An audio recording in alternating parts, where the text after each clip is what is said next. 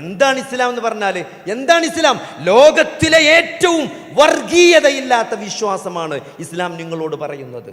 ശ്രീബുദ്ധനെ ആരാധിക്കണമെന്നല്ല പറഞ്ഞത്, ഏതെങ്കിലും മനുഷ്യനെ ആരാധിക്കണമെന്നല്ല, ഏതെങ്കിലും മനുഷ്യന്റെ രൂപത്തിലേക്ക് ഭൂമിയിൽ അവതരിക്കേണ്ടി വന്ന, അവതാരങ്ങളെ ജനിപ്പിക്കേണ്ടി വന്ന ഗതികെട്ട ദൈവത്തെയല്ല നിങ്ങൾ ആരാധിക്കുന്നത്. അവതാരങ്ങളുടെ ആവശ്യമില്ലാത്ത സമ്പൂർണനായ നിങ്ങളെ സൃഷ്ടിച്ച, നിങ്ങളെ മുൻഗാമികളെ സൃഷ്ടിച്ച ആ പ്രപഞ്ച സൃഷ്ടാവിനെയാണ് നിങ്ങൾ ആരാധിക്കേണ്ടത് എന്ന ഏറ്റവും വ്യക്തമായ, ഏറ്റവും ശക്തമായ വർഗീയതയില്ലാത്ത വിശ്വാസമാണ് ഇസ്ലാം നിങ്ങളോട് പറയുന്നത്. എനിക്ക് അത്ര ക്ലാരിറ്റിയിലൊരു വിശ്വാസത്തോടെ ഇപ്പം കഴിഞ്ഞ ദിവസം ഒരു സംവാദം വെറുതെ യൂട്യൂബിൽ കണ്ടത്, അതിൻ്റെ ലിങ്ക് വെറുതെ ക്ലിക്ക് ചെയ്ത് നോക്കി. അതിൻ്റെ തുടക്കത്തിൽ തന്നെ അത്തീസം അത് പറയുന്ന ആൾ ചോദിക്കണ എന്താ അറിയോ? ഏതാണ് ദൈവം? എന്താണ് ദൈവം? അയാൾ എവിടെയാണ്? അയാൾ ആരാണ്? അയാൾ എന്തു ചെയ്യുന്നു? അയാൾക്ക് എന്തൊക്കെ അറിയാം? അപ്പൊ അയാൾക്ക് ദൈവത്തെ പറ്റി ഒരു ക്ലാരിറ്റി ഇല്ലാത്തതുകൊണ്ടാണ് അയാൾ ദൈവത്തെ നിഷേധിക്കുന്നത്. ഇതുകൊണ്ടൊക്കെയാണ് ഞാൻ ദൈവത്തെ നിഷേധിക്കുന്നത്.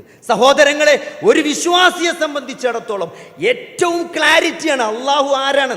അള്ളാഹു ആരാണ്? ഖുൽ ഹുവല്ലാഹു അഹദ് അല്ലാഹു സ്വമദ് ലം യലിദ് വലം യൂലദ്. അയാൾ ഇങ്ങനെ പരിഹസിച്ച് ചോദിക്കുന്നുണ്ട്, നിങ്ങളുടെ അള്ളാഹു മെയിലാണോ ഫീമെയിലാണോ ട്രാൻസ്ജെൻഡർ ആണോ ട്രാൻസ്സെക്ഷൽ ആണോ ഒക്കെ ചോദിക്കാണ്. നിങ്ങളുടെ അള്ളാഹിന്റെ സെക്സ് എന്താണ്?